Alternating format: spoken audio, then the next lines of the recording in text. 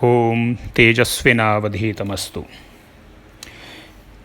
कल हमने मम्मटकृत काव्य प्रकाश के प्रथम उल्लास की प्रथम कारिका जो कि मंगलाचरण के रूप में है उसका सामान्य अर्थ देखा था। आज उस कारिका की व्याख्या करेंगे। कारिका थी नियतिकृत नियमरहितां ह्लादैकमयीं अनन्यपरतंत्रां नवरसरुचिरां निर्मितिमादधति भारती कवेर्जयति। मित्रों, ध्वन्यालोककार आनंदवर्धनाचार्य ने कवि को प्रजापति बताया है, कवि को ब्रह्मा बताया है और कवि का जो काव्य है, कवि का जो संसार है वह कवि की अपनी सृष्टि है, ऐसा उन्होंने बताया है। और लिखा, अपारे काव्य संसारे कविरेकः प्रजापतिः यथास्मै रोचते विश्वं तथेदं परिवर्तते। यानी यह जो अपार काव्य संसार है, इस काव्य संसार का निर्माता कवि है और उस कवि प्रजापति की इच्छा और रुचि के अनुसार ही इस काव्य संसार की रचना होती है। जैसा कवि सोचता है, जैसा कवि चाहता है, वैसा यह संसार बदलता जाता है, बनता जाता है कवि का यह काव्य संसार। यह बात कह कर के आनंदवर्धनाचार्य ने कवि के असाधारण महत्व का प्रतिपादन किया है, क्योंकि उसे ब्रह्मा बता दिया। किंतु मम्मटाचार्य ने तो उससे भी एक कदम आगे बढ़ कर के और कवि को इस काव्य संसार का ब्रह्मा ही नहीं बताया है, बल्कि ब्रह्मा से अधिक सामर्थ्यवान बता दिया है। मम्मट ने कवि की सृष्टि को ब्रह्मा की सृष्टि से भी उत्कृष्ट माना है और इस प्रकार कवि के सामर्थ्य को ब्रह्मा के सामर्थ्यों से अधिक महत्व प्रदान किया है। यह जो मंगलाचरण का श्लोक है, मंगलाचरण की यह जो कारिका है मम्मट की, इस कारिका में ग्रंथकार ने अपनी इष्ट देवता कवि भारती, कवि वाणी, कवि सरस्वती को सर्वोत्कर्षशालिनी सिद्ध करने के लिए व्यतिरेक अलंकार का प्रयोग किया है और इस व्यतिरेक अलंकार के माध्यम से यहाँ कवि ने तुलना प्रस्तुत कर दी है कवि भारती के द्वारा संपन्न होने वाली सृष्टि यानी काव्य सृष्टि और ब्रह्मा की सृष्टि, इन दोनों सृष्टियों के बीच। यानी एक तरफ ब्रह्मा जी की सृष्टि अर्थात यह संसार है और दूसरी ओर कवि की सृष्टि, कवि भारती के द्वारा बनने वाली कवि की सृष्टि यानी काव्य है। तो ब्रह्मा की सृष्टि यानी संसार और कवि की सृष्टि यानी यह काव्य संसार, दोनों के बीच में तुलना प्रदर्शित करते हुए व्यतिरेक अलंकार के माध्यम से मम्मट ने यह सिद्ध कर दिया है कि ब्रह्मा की जो सृष्टि है, उस ब्रह्मा की सृष्टि से यह कवि की सृष्टि 19 नहीं है बल्कि 21 है, उससे उत्कृष्टतर है।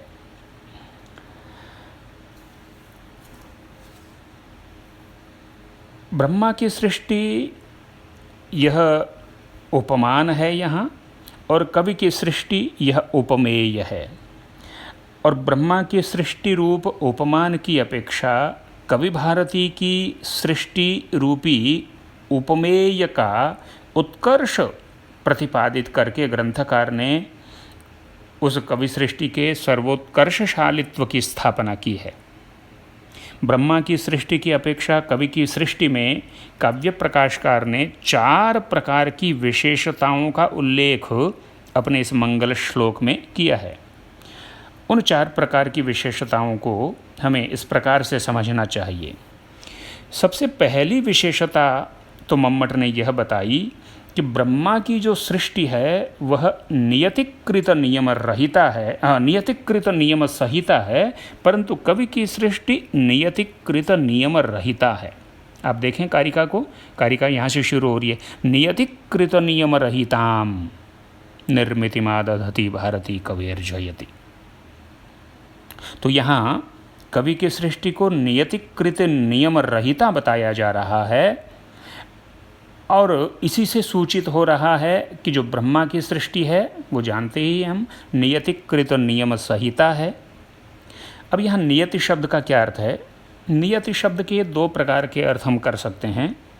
नियति की व्युत्पत्ति देखें तो एक तो नियम्यन्ते सौरभादयो धर्माः अनयाः इति नियति असाधारणो धर्मः पद्मत्वादि रूपः, अर्थात जिसके द्वारा सौरभ आदि धर्मों का नियंत्रण किया जाता है वे पद्मत्वादि रूप असाधारण धर्म ही नियति कहलाते हैं। उसके द्वारा किया गया नियम कि यत्र पद्मत्वम तत्र सौरभ विशेषः, यानी जहाँ जहाँ पद्मत्व होता है, कमलत्व होता है, वहाँ विशेष प्रकार का सौरभ रहता है।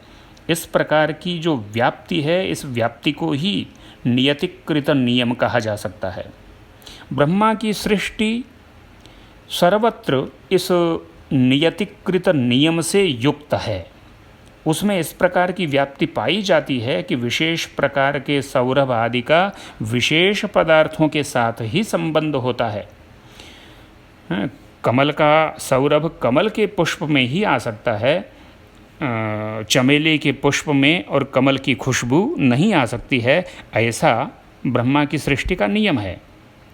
परंतु कवि की सृष्टि में इस प्रकार का कोई नियम नहीं है। उसकी सृष्टि में इस प्रकार की कोई बंदिश नहीं है। कवि की सृष्टि में तो नायिका के मुख में कमल की सुगंध संभव है, नायिका की आँखों में कमल का सौंदर्य रह सकता है और उसके शरीर में कमल की कोमलता रह सकती है। कवि की सृष्टि में चंद्रमा की शीतल चांदनी और मेघों की मंद ध्वनि से भी विरहिणियों के लिए आग की लपटें निकलती हुई दिखलाई दे सकती हैं।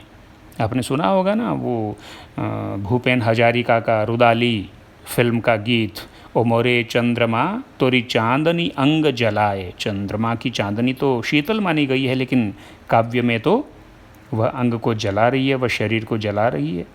इसलिए कवि की सृष्टि नियतिकृत नियमों से रहित है और ब्रह्मा की सृष्टि नियतिकृत नियमों के सहित है। यह दोनों में अंतर हुआ। नियति शब्द का दूसरा अर्थ भी अगर हम लें तो नियति कहते हैं अदृष्ट को।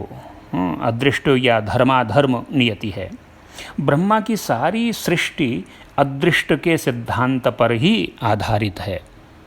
प्राणियों के पूर्वकृत कर्म को ही हम अदृष्ट कह सकते हैं और इस अदृष्ट के फल भोग के लिए ही इस सृष्टि की रचना हुई है और उसी अदृष्ट के अनुसार प्रत्येक व्यक्ति को सुख दुख, स्वर्ग नरक इत्यादि की प्राप्ति होती है। परंतु कवि की सृष्टि इन सब बंधनों से परे है। कवि केवल अपनी कल्पना के सहारे जब चाहता है अपने नायक को या पात्रों को विघ्न बाधाओं के भयंकर संघर्ष में डाल देता है और जब चाहता है तब अतर्कित रूप से मनोवांछित सामग्री से भी अधिक सुख सामग्री उनके सामने उपस्थित कर देता है। वो सुना होगा आपने, स्वर्ग प्राप्तिरनेन इव देहेन वरवर्णिनी। इस प्रकार से इसी शरीर से मनुष्य को सदेह स्वर्ग में पहुंचा सकता है कवि। इसलिए कवि सामर्थ्य ब्रह्मा के सामर्थ्य से कहीं अधिक है।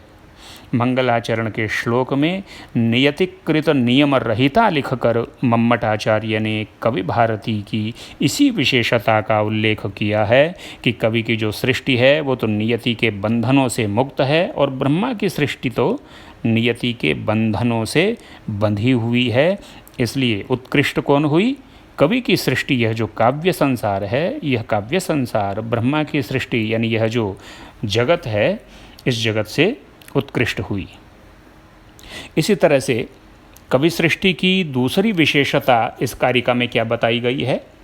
ह्लादैकमयीम निर्मितिमादधति भारती कवेर्जयति, यानी एकमात्र ह्लादमयी निर्मिति यानी काव्य सृष्टि की आदधति यानी रचना करने वाली कवेः भारती जयति, कवि की वाणी, कवि की सरस्वती की जय जयकार। तो ह्लादैकमयी यह दूसरा विशेषण है कवि निर्मिति का, कवि की सृष्टि का यह दूसरा विशेषण है। ह्लादैकमयत्व है कवि की सृष्टि में। ह्लाद या आह्लाद का अर्थ आनंद है। ब्रह्मा की सृष्टि में सुख दुख दोनों का अस्तित्व देखा जाता है। कोई प्राणी संसार में रहकर दुख से बच सकता है क्या? ब्रह्मा की सृष्टि में नहीं बच सकता। सांसारिक सुखों के साथ दुख का भोग अवश्यम भावी है वहाँ। आपने मेघदूत पढ़ा है पूर्वार्ध में, उसमें कालिदास लिखते हैं कस्यैकांतम सुखम उपनतम दुखम एकांततो वा। ऐसा कौन व्यक्ति है जिसके जीवन में केवल सुख ही हो, अथवा ऐसा कौन है जो केवल दुखों से ही जिसका जीवन व्याप्त रहता हो, सुख जिसके जीवन में हो ही नहीं। ऐसा कोई नहीं है कि केवल सुख या केवल दुख ही जिसके जीवन में हो। तो कवि की ब्रह्मा की जो सृष्टि है वो सुख दुखमयी है, केवल आह्लादमयी नहीं है, बल्कि सुख दुख से युक्त है। परंतु कवि की सृष्टि में दुख का अस्तित्व ही नहीं है। कवि की सृष्टि में तो, यानी काव्य में तो, जब हम इंदुमती के वियोग में अज को विलाप करते हुए सुनते हैं, और जब उत्तर रामचरित के कवि को सीता वियोग में रोते हुए रामचंद्र को देखकर अपिग्रावारोदित्यपि दलति वज्रस्य हृदयम, या पढ़ेंगे उत्तर रामचरित में इस बार, ये 8वें प्रश्न पत्र में, नाटक और नाट्यशास्त्र में। तो इस तरह से जब भवभूति उत्तर रामचरित में पत्थरों को रुलाते हुए देखे जाते हैं, और दर्शक या श्रोता जब उस नाटक को देखता है या उसका वर्णन पढ़ता है, तब उस करुण रस में भी आनंद की ही अनुभूति दर्शक को होती है। उस आनंदातिरेक से द्रवीभूत होकर नेत्रों से भी अश्रु प्रवाहित होने लगते हैं। कवि की सृष्टि में रुदन एवं क्रंदन से भरा हुआ करुण रस भी आनंदानुभूति स्वरूप ही होता है। करुणा आदि जो रस हैं, करुणा आदि रसों में भी सुख ही है, आनंद ही है। आपने साहित्य दर्पण पढ़ते हुए ये कारिका कहीं पढ़ी होगी, ये श्लोक पढ़ा होगा कि करुणादावपि रसे जायते यत् परमं सुखम सचेतसाम अनुभवः प्रमाणम तत्र केवलम। करुणा आदि रस में भी सुख होता है, दुख नहीं होता है। रोते हुए भी आदमी सुख का ही अनुभव करता है, काव्य में दुख का अनुभव नहीं करता। इसमें क्या प्रमाण है, कोई शंका कर सकता है? तो उत्तर दिया कि करुणा आदि रस में भी केवल सुख ही है। इसमें प्रमाण तो केवल सचेतसों का अनुभव है। सचेतस यानी सहृदय, ऑडियंस। जो ऑडियंस है, जो सहृदय हैं, जो नाटक देखने के लिए गए हैं, उनका अनुभव देखिए आप। उनका अनुभव ही ये बताता है कि वो रो कर के निकले हैं, लेकिन फिर भी खुश हैं। अगर रोने में दुख होता वहाँ, तो कौन उस दुख को मोल लेने के लिए घर से निकलेगा, रुपए खर्च करेगा, 3 घंटे खर्च करेगा, और फिर बाहर रोते हुए निकलेगा और दुखी होगा? ऐसा कौन होगा? बाहर जो दर्शक अश्रुधारा बहाते हुए निकल रहा है, उससे भी पूछा जाए कि कैसा लगा, कैसा अनुभव हुआ, तो कहेगा कि हाँ, आनंद आया। इसलिए कवि की सृष्टि ह्लादैकमयी है, केवल सुखमयी है। तो कवि की सृष्टि और ब्रह्मा की सृष्टि के बीच में यह दूसरा एक अंतर हुआ कि ब्रह्मा की जो सृष्टि है वह सुख दुख मोहात्मिका है, उसमें केवल सुख नहीं है, सुख दुख और मोह तीनों हैं। लेकिन कवि की सृष्टि में तो, काव्य में तो केवल सुख ही है। कवि की सृष्टि तो केवल सुखात्मिका है। अब तीसरी विशेषता कवि सृष्टि की बताते हुए मम्मट लिखते हैं, अनन्य परतंत्राम निर्मितिमादधति कविः भारती जयति। यानी अनन्य परतंत्र काव्य सृष्टि की रचना करती हुई कवि की सरस्वती की जय जयकार।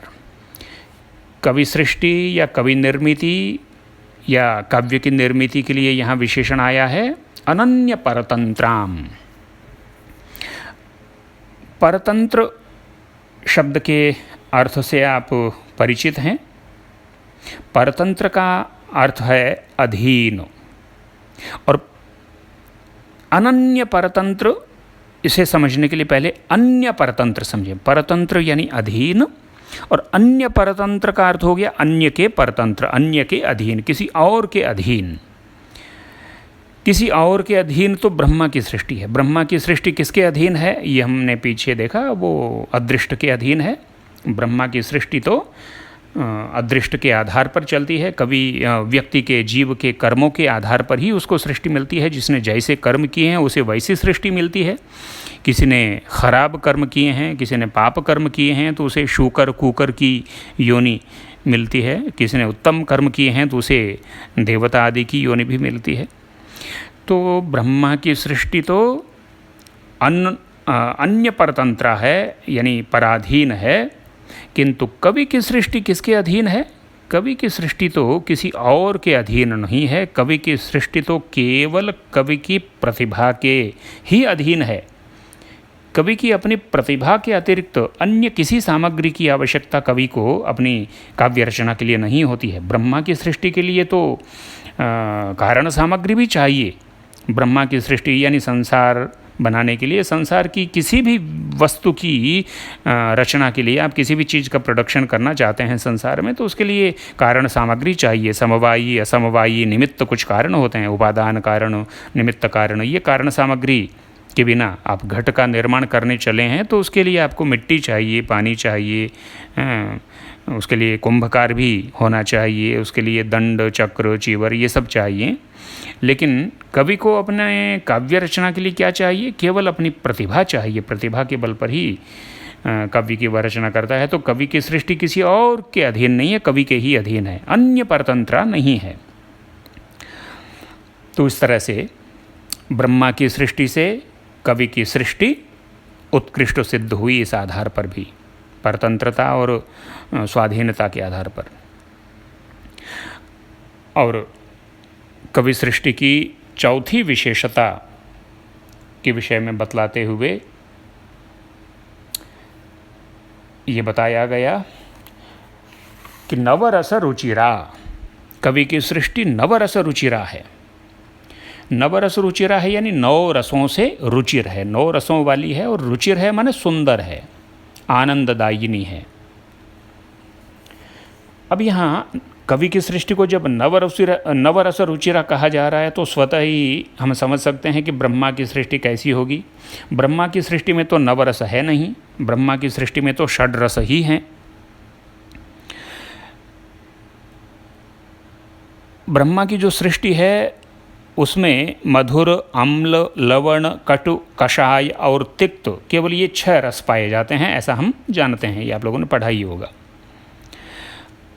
तो एक तो ब्रह्मा की सृष्टि में 6 ही रस हैं संसार में। दूसरी बात, वो जो 6 रस हैं वो 6 रस मनुष्य को प्रिय भी नहीं हैं। उनमें से कुछ रस हैं वो तो अत्यंत अप्रिय रस हैं। कटु रस कौन चाहेगा? मधुर को तो बहुत लोग चाहते होंगे, लेकिन कटु रस तो बहुतों को अप्रिय होता है। आजकल कोविड के इस दौर में आपने नीम, गिलोय, अमृता का नाम सुना होगा। बहुत सारे लोग प्रेस्क्राइब करते हैं कि गिलोय का रस पीना चाहिए, लेकिन गिलोय का रस कड़वा होता है, कटु होता है स्वाद में, इसलिए बहुत लोग उससे पीने से बचते हैं क्योंकि वो अप्रिय है। अब कवि सृष्टि की यदि बात करें तो कवि की सृष्टि एक तो षड्रसा नहीं है बल्कि नवरसा है, 9 रस वाली है। कवि की सृष्टि में यानी काव्य जगत में, काव्य संसार में 9 रस कौन कौन से हैं? तो श्रृंगार, हास्य, करुण, रौद्र, वीर, भयानक, विभत्स, अद्भुत और शांत, ये 9 रस कवि सृष्टि में हैं। और दूसरी बात, ये जो 9 रस हैं, 9 के 9 रस कैसे हैं? रुचिर बनाते हैं कवि की सृष्टि को। सभी रस जो हैं वो प्रिय हैं, तो एक भी रस ऐसा नहीं है जो कि रुचिर न हो, सुंदर न हो, प्रिय न हो दर्शकों को। हाँ, ये हो सकता है किसी को कोई एक रस अधिक प्रिय हो, दूसरा रस उतना प्रिय न हो, लेकिन सभी रस आनंददायी ही होते हैं। रस का अर्थ ही है आनंद। यदि किसी रस में आनंद नहीं है तो फिर वो रस है ही नहीं। इसलिए कवि की सृष्टि नवरसात्मिका है और रुचिरा है। और ब्रह्मा की सृष्टि नवरसात्मिका भी नहीं है बल्कि उससे कम 6 रसों वाली है, और सर्वत्र रुचिरा भी नहीं है बल्कि कहीं कहीं वह अप्रिय भी है। तो इस तरह से जो कवि की सृष्टि है, उस कवि की सृष्टि को मम्मट ने ब्रह्मा की सृष्टि की अपेक्षा उत्कृष्ट बताया है। उसमें 4 महत्वपूर्ण विशेषताएं कवि की सृष्टि में मम्मट ने बताई हैं, और ब्रह्मा की अपेक्षा कहीं अधिक उत्कृष्ट सृष्टि की रचना करने वाली कौन है? वह कवि भारती है, कवि की वाणी है, कवि की सरस्वती है। तो ऐसी उत्कृष्ट सृष्टि, काव्य सृष्टि का निर्माण करने वाली कवि भारती, निर्मितिम आदधति कवे भारती जयति। वह कवि भारती जयति माने सर्वोत्कर्षशालिनी है। यह लिख करके मम्मटाचार्य ने अपने ग्रंथ के आरंभ में कवि भारती का जय जयकार किया है, और उसके द्वारा कवि भारती के प्रति अपनी सम्मान भावना द्वारा नमस्कार को भी सूचित किया है।